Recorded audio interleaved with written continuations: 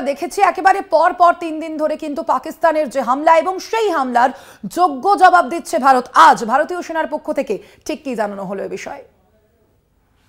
একটু আগেই 2-1 মিনিট আগে শেষ হলো ভারতের বিদেশ মন্ত্রকের পক্ষ থেকে সাংবাদিক সম্মেলন, এবং আমরা আশাই করছিলাম যে ভারত সরকারের পক্ষ থেকে কোনো একটা বয়ান আসা দরকার, কেননা যে ঘটনা ঘটল এই যে রাতটা আমরা ফেলে এলাম সেই রাতটা জুড়ে যে ঘটনা ঘটল তা অত্যন্ত উদ্বেগজনক।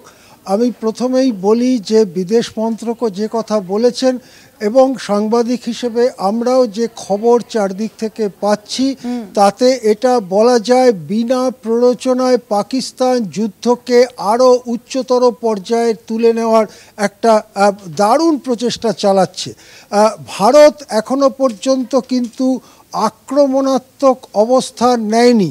ভারতের অবস্থানটা রক্ষণাত্মক অবস্থান, অর্থাৎ পাকিস্তান আক্রমণ করছে সেই আক্রমণকে প্রতিহত করা এবং যেখান থেকে আক্রমণ হচ্ছে সেই আক্রমণের কেন্দ্রগুলোকে আঘাত করা ছাড়া ভারত এখনো পর্যন্ত অন্য কোনোভাবে পাকিস্তানকে আক্রমণ করেনি। কিন্তু গত রাতটা জুড়ে শুক্র শনিবারের যে রাতটা আমরা ছেড়ে এসেছি এবং আজকে ভোরবেলারও যে খবর, সকালবেলার যে খবর আমাদের কাছে এসে পৌঁছচ্ছে যে পাকিস্তান অত্যন্ত ভারী গোলা বর্ষণ করছে এবং আমরা জম্মু কাশ্মীর থেকে একজন আধিকারিক সহ একাধিক ব্যক্তির মৃত্যু, অসামরিক ব্যক্তির মৃত্যুর খবর পেয়েছি, ভারতীয়র মৃত্যুর খবর পেয়েছি এবং আমরা আরও অন্যান্য জায়গায় অসামরিক যে জনবসতি সেখানে হামলা আক্রমণের খবর শুনছি। স্কুল হাসপাতালকে হামলা চালানো হচ্ছে এই খবর আমরা পাচ্ছি এবং সেটাই আজকে কনফার্মড হচ্ছে ভারতের বিদেশ মন্ত্রকের এই সাংবাদিক সম্মেলনে, যেখানে সশস্ত্র বাহিনীর 2 শীর্ষ অফিসার এবং বিক্রম মিশ্রি তিনি নিজে ছিলেন এবং তিনি যে কথা জানালেন এটা হচ্ছে 1 নম্বর কথা যে পাকিস্তানের দিক থেকে এসকালেশন হচ্ছে, যুদ্ধকে উচ্চতর স্তরে তুলে নেওয়া হচ্ছে, তার উপযুক্ত জবাব ভারত দিচ্ছে। দ্বিতীয় কথা হচ্ছে যেটা বিদেশ মন্ত্রকের সাংবাদিক সম্মেলনে স্পষ্ট হলো যে পাকিস্তানের পক্ষ থেকে যে ভুয়ো প্রচার, মিথ্যা প্রচার করা হচ্ছে সেই ভুয়ো প্রচারের পর্দা ফাঁস করে দেওয়া হলো। যে সমস্ত মিলিটারি এস্টাবলিশমেন্ট, ভারতের যে সমস্ত সেনা ঘাঁটি বা বিমান ঘাঁটি ইত্যাদি নাকি ধ্বংস করে দিয়েছে বলে পাকিস্তানি সোশ্যাল মিডিয়ায় বলা হচ্ছে, তার ছবি দেখিয়ে পরিষ্কার করে দেওয়া হলো যে সেগুলো একেবারেই ঝকঝকে ইনট্যাক্ট রয়েছে, তার উপরে কোনো রকম হামলা হয়নি। তৃতীয়ত হচ্ছে ভারত উপযুক্ত জবাব দিচ্ছে পাকিস্তানের হামলার। এই বিষয়গুলো আজকে স্পষ্ট করা হলো। এক কথায় বলা যেতে পারে যে আজকে চতুর্থ দিন, 7 তারিখে অপারেশন সিঁদুর শুরু হয়েছিল, আজকে চতুর্থ দিন পাকিস্তান বিনা প্ররোচনায় এলওসিতে যে যুদ্ধবিরতি ছিল সেই চুক্তি লঙ্ঘন করে তারা যে গোলাবর্ষণ করছে এবং তার মাত্রা বাড়াচ্ছে, তারা যে ঝাঁকে ঝাঁকে শয়ে শয়ে ড্রোন পাঠাচ্ছে, অস্ত্রবাহী ড্রোন পাঠাচ্ছে এবং সেগুলো লক্ষ্য হচ্ছে ভারতীয় মিলিটারি এস্টাবলিশমেন্ট, ভারতীয় ক্যান্টনমেন্ট ইত্যাদি। অমৃতসরেও এরকম একটি ক্যান্টনমেন্টকে লক্ষ্য করে অস্ত্রবাহী ড্রোন পাঠানো হয়েছে, যেটা ভারতীয় আর্মি, ইন্ডিয়ান আর্মি সেটা জানিয়েছে।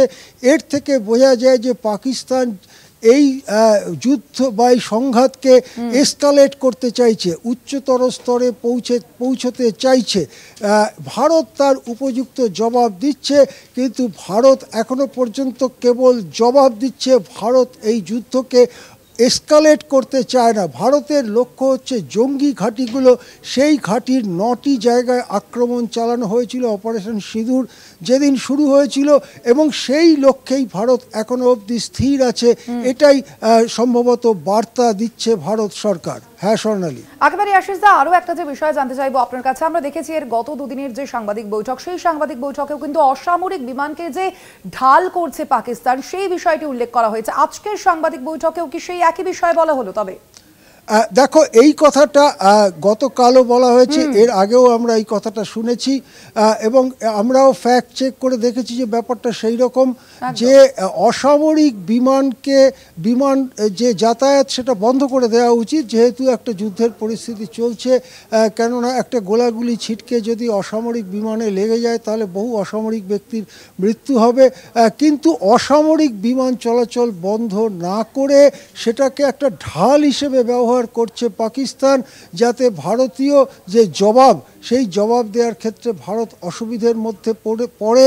সেই কথাটা আজকেও এই দুই আর্মি অফিসার যারা ছিলেন এবং ভারতের বিদেশ মন্ত্রকের সচিব যিনি ছিলেন, তারা এই কথা আবার বলেছেন যে পাকিস্তান এই নোংরা খেলাটা খেলছে, যে অসামরিক বিমান চলাচল অব্যাহত রেখে তারা সেটাকে একটা ঢাল হিসেবে ব্যবহার করছে। এটার মধ্যে অপরাধের দিক এইটা যে তুমি ঢাল হিসেবে ব্যবহার করছো অসামরিক জনতাকে, সেই বিমান যাত্রীদের, এবং তারপরে কোনো দুর্ঘটনা ঘটে গেলে যাতে ভারতের ওপরে সেই দায় চাপানো যায় সেই রকমভাবে তুমি ফাঁদ পাতার চেষ্টা করছো। এই ফাঁদ বারবার ফাঁস করে দেওয়া হয়েছে, ভারতের পক্ষ থেকে পর্দা ফাঁস করে দেওয়া হয়েছে। আবার সেটা আজকে বলা হলো যে অসামরিক বিমানকে ঢাল হিসেবে ব্যবহার করছে পাকিস্তান। হ্যাঁ, একেবারেই আসছে। তার পাশাপাশি আরেকটা যে বিষয় জানতে চাইবো, যে আমরা দেখেছি একেবারে টানা যে ভারত পাক যুদ্ধের যে আবহ, এই আবহে কিন্তু ভারতের পক্ষ থেকে যে প্রত্যাঘাত চালানো হচ্ছে টানা, এবং সেই প্রত্যাঘাতের বিষয়ে, সেই সাফল্যের বিষয়ে আজ কি বলা হয়েছে সাংবাদিক বৈঠকে? দেখো, আজকে যে কথা বলা হয়েছে যে ভারত উপযুক্ত জবাব দিচ্ছে। আমরা সকাল থেকে যে খবর পাচ্ছি অন্তত 4টি বিমান ঘাঁটিতে পাকিস্তানের সেখানে হামলা আক্রমণ করেছে ভারত জবাব হিসেবে। কেননা সেই জায়গাগুলোর থেকেই ভারতের দিকে ঝাঁকে ঝাঁকে ড্রোন পাঠানো হচ্ছে বা অন্যান্য ভাবে আক্রমণ করা হচ্ছে। ভারত সেটার জবাব দিয়েছে এবং জবাবের তীব্রতা এতটাই যে ইসলামাবাদের আকাশসীমা বন্ধ করে দিতে হয়েছে, এরকম খবর আমরা পাচ্ছি। সুতরাং সব দিক থেকে বলা যায় যে উপযুক্ত এবং আনুপাতিক হারে জবাব ভারত দিচ্ছে। কিন্তু যেভাবে এসকালেট করছে পাকিস্তান, যেভাবে এটাকে এসকালেট করে নিয়ে চলেছে, তাতে কিন্তু শেষ পর্যন্ত এই ঠিক আনুপাতিক হারে জবাব দেওয়ার যে নীতি এখনও আঁকড়ে ধরে আছে ভারত, তাতে কতটা আটকে থাকা যাবে সের ব্যাপারে। কেননা এসকালেট হতে হতে একটা স্তর যখন ক্রস করে যায় তখন আর অত হিসেব করা যায় না। সেই জায়গায় পাকিস্তান জিনিসটাকে নিয়ে যাওয়ার চেষ্টা করছে, এটা আজকে পরিষ্কার। এবং সেই ধরনের কথা আজকে সাংবাদিক সম্মেলনেও বিদেশ মন্ত্রকের পক্ষ থেকে বলা হয়েছে। হ্যাঁ, একেবারেই আশিস দা, আপাতত ধন্যবাদ আপনাকে। আমরা কথা বলছিলাম, আমাদের সঙ্গে নিউজ রুম থেকে ছিলেন কলকাতা টিভির পলিটিক্যাল এডিটর আশিস চট্টোপাধ্যায়। আপনাদের জানাবো ইতিমধ্যেই যে সাংবাদিক বৈঠক আমরা দেখলাম, সেখানে কিন্তু আজও অন্যান্য দিনের মতো বিদেশ সচিব বিক্রম মিশ্র উপস্থিত ছিলেন, একই সঙ্গে কর্নেল সোফিয়া কুরেশি এবং উইং কমান্ডার ভূমিকা সিং আজ উপস্থিত ছিলেন। এবং একই সঙ্গে এই যে টানা যে পাকিস্তানের হামলা এবং সেই হামলার যে প্রত্যাঘাত করছে ভারত, সেই বিষয়টি আজও কিন্তু স্পষ্ট করা হয়েছে। এবং শুধুমাত্র তাই নয়, তার পাশাপাশি একাধিক বিষয় কিন্তু আজ জানানো হয়েছে ভারতের পক্ষ থেকে। এই যে বিদেশ মন্ত্রকের পক্ষ থেকে জানানো হয়েছে যে পাকিস্তান একাধিক মিথ্যে প্রচার করছে। তারা যেভাবে জানাচ্ছে যে ভারতের বায়ুসেনা ঘাঁটিগুলিকে তারা ধ্বংস করেছে, সেই যে দাবি, সেই দাবি কিন্তু একেবারেই মিথ্যা, তা আজ জানানো হয়েছে ইতিমধ্যে এই সাংবাদিক বৈঠকে।